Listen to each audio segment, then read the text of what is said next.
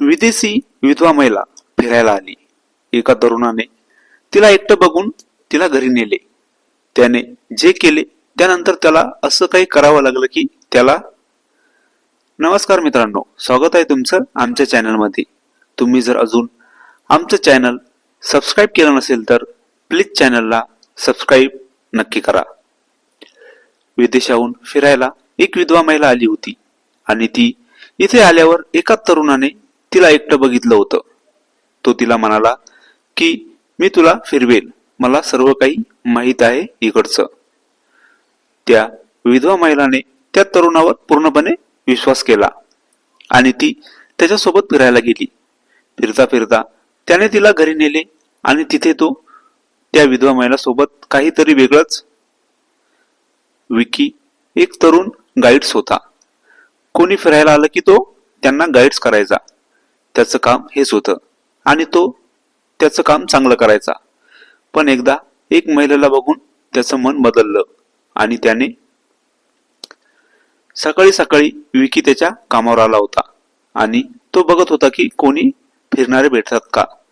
त्याला एक विदेशी महिला दिसली आणि तो तिला बघतच राहिला. तिच्यासोबत कोणीच नव्हते. ती विदेशी महिला एकटी होती. विकी तिच्याजवळ गेला आणि तो तिला म्हणाला, फिरायचं असेल तर मी एक गाईड्स आहे, तुम्हाला सर्व काही दाखवू शकतो. ती महिला पण त्याच्यासोबत गेली. त्या विदेशी महिलेला बघून त्याचं मन बदललं होतं आणि त्याच्या मनात त्या महिलेबद्दल वाईट विचार येत होते. ती महिला विदेशातून आलेली विधवा महिला होती आणि ती एकटीच आली होती. थोडं फिरून झाल्यावर विकी तिला त्याच्या घरी घेऊन गेला आणि घरी नेल्यावर तो तिच्यासोबत काहीतरी वेगळं. ती महिला त्याला नकार देत होती तरी पण तो तिला.